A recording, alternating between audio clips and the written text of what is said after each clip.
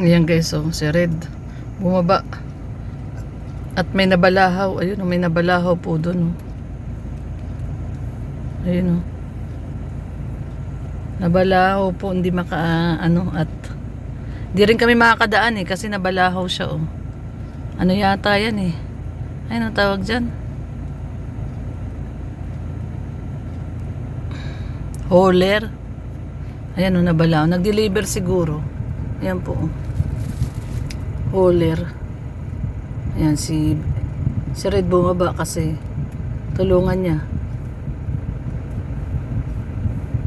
Ayan guys, tutulungan niya kasi hindi rin po kami makadaan kaya ayan, oh. Balahaw, kanina pa yan kanina pa rin kami dito niintay namin. Wala yata siyang kasama magtutulak. Dapat nagbota. Yun. Ayun.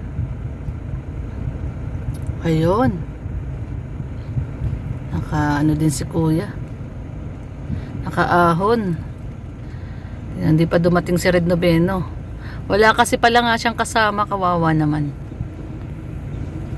So wala talaga pala siyang kasama.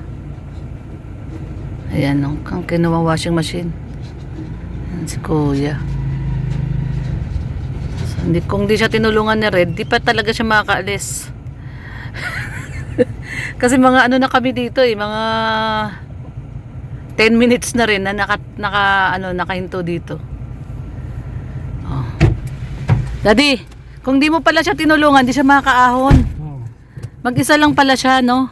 Wala pala siyang kasama. Isa lang. Pumasok sa Pumasok sa trap. Pumasok sa trap. Di man siya dito makakalusot. Mabuti nga kami dito ngayon, nakadaan kami dito. Dahan-dahan lang baka yung TV mabaksak. Saan siya nabalahaw dito?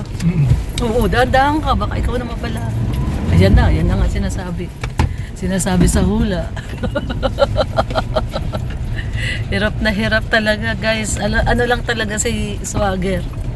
Itong ba namin, magaling lang talaga si Swagger at naka-all-terrain na yung tangke. Naka-all-terrain na gulong, pero kung hindi, balahaw din kami. Yung nito, yung isang van, yung itim, Nissan Urban. Nako, hindi po pwedeng dumaan dyan at balahaw talaga. Ayan, nandito na kami. Tara, kain muna tayo gutom na ako. Saan dito? Doon na, sa sasakyan. Sasakyan sa bahay. Tara. Tara na. Ayan na yung pinalagay natin. Meron pang tukod na kahoy. Ayan. Pinalagay ni Red, white. Sabi ko black, kaso baka daw hindi makita, mapapatid. Yan talaga niya para mabuhay yung white stove. Ay, nakakabit na lahat pati yung lababo. Yan yung lababo, ito yung bidet. Ayan, bidet. Siyempre may bidet. Ayan yung ating toilet bowl. Siyempre may shower. Ayan yung ating shower. Ayan. Tapos ito yung pinalagay natin na division. Hindi ko alam ba't puti. Dapat Pati yung side nito, puti dapat. O itim. So ayan na, tapos na. Ito na, nakakabit na rin yung ating lavatory. Yung ating lavatory, ayun yung sa electrical. Ayan guys, Siyempre, papaanohin natin dito ating kisame. Lalagyan natin to ng cornisa. At saka pipinturahan siyempre. Tapos ayan na yung bintana, bukas papaloob natin yung bintana.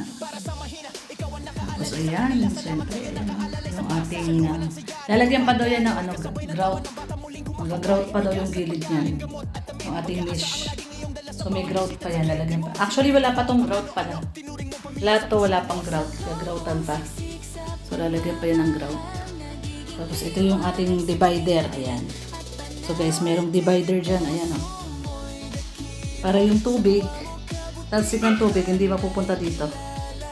Hindi siya pupunta dito sa side ng ng ating lavatory at toilet bowl. Ayan, ang ganda. So yan, ang ganda ng ating CR guys. Ganda siya. Siyempre may shower. Ang kulang na lang yung yung hot and cold. Heater. Ayan, heater. So yun na lang ating kulang, heater. So ayan, okay na daw yan. Pwede na daw yung gamitin, sabi ni Kuya Gerson. Ayan o. Ganda. Thank you so much once again kay Ma'am Bertus sa pagkakaloob sa atin ng ating toilet bowl. Ayan, with matching lavatory. Siyempre, thank you rin kay Sis Giada sa pagsagot sa ating tiles. Ang ganda po, grabe. Super maganda talaga siya. Tapos ito yung ating pinto. Ayan, itong pinto na to, mahal to eh. 3,008 to eh. Sabi ko yung mumurahin lang yung tag 2,000 lang eh. Ayaw niya rin. Gusto niya yung ganito, yung mamahalin. Kasi maganda daw yung CR. Kailangan maganda din daw yung pinto. Pero lilinisin pa po yan. Na dikit-dikitan lang yan. Nalilinis po yan. Ayan po. Tapos na ang ating CR. Yung bintana na lang pala pa-follow up natin. Tsaka kornisa. Kornisa na PVC. Tapos skim coat natin yung kisame at pintura. Ayan. Tapos na. Pwede nang gamitin. Tsaka ito, lilinisin pa pala yan. Okay guys, so ito na yung pinaka-final. Ayan, nandiyan na nakabit na yung mga bidet. Ayan, doon sa may CR, yung pagpa-flash. Ayan yung divider pala, no guys. So ito na yung divider, tinanggal na yung harang.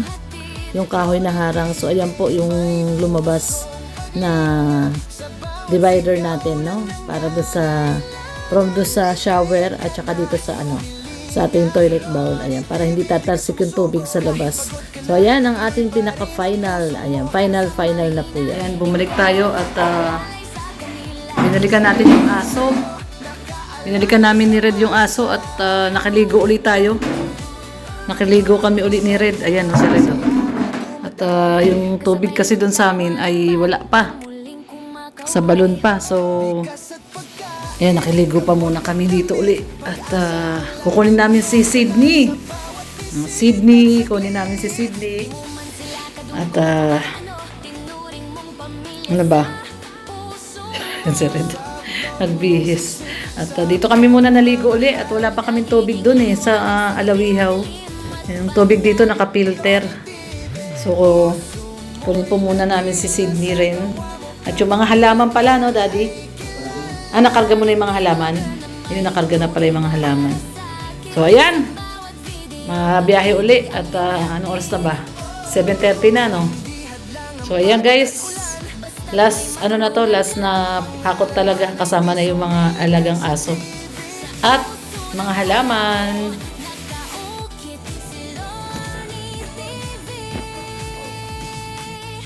So, ayan po. Nakuha na namin si Sydney. Sydney! Diyan ka lang ha, Sydney ha. Huwag malikot, Sydney. Hugasan na lang yung paa mo. Naglakad si Sydney sa malayo. Ayan, puro putik yung paa. Sydney. Ayan, siya po ang huling binalikan namin. Ngayong gabi po. Ginabi na kami, alas 9 na. Naligo pa kasi kami ni Red doon sa bahay. At maganda kasi yung tubig doon. Naka-filter. Yan, si Sydney naglakad sa putik. Tingnan mo yung paa mo, Sydney.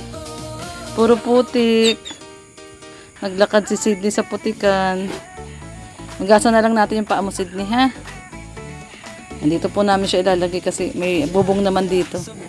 Ayan, guys. Hindi man siya maulan nandyan at may bubong naman. Yan.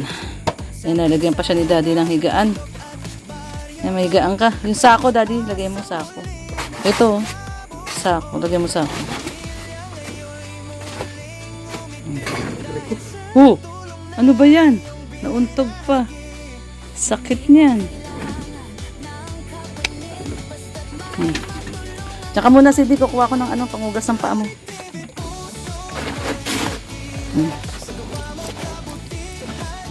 Sakit ng ulo ko talaga. Whew. Ako na magugas kay Sydney.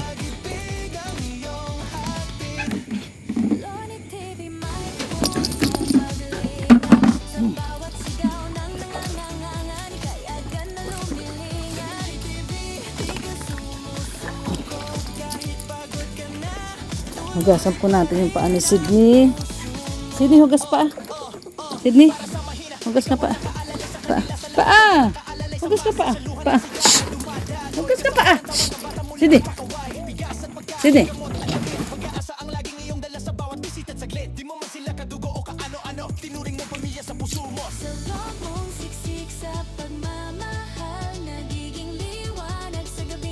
Ngayon si Daddy na. Oh, baka mauntog ka na naman ha.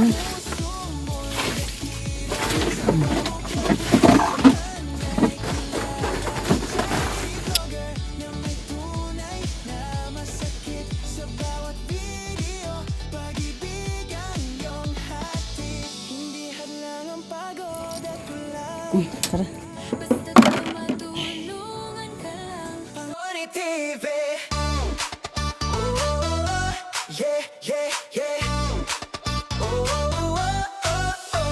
Sa bawat lakad ng kamera mo, may ngiti kang hatid sa mundo. Sa kalsada, bundok at baryo, may pag-asang muli na nabubuo.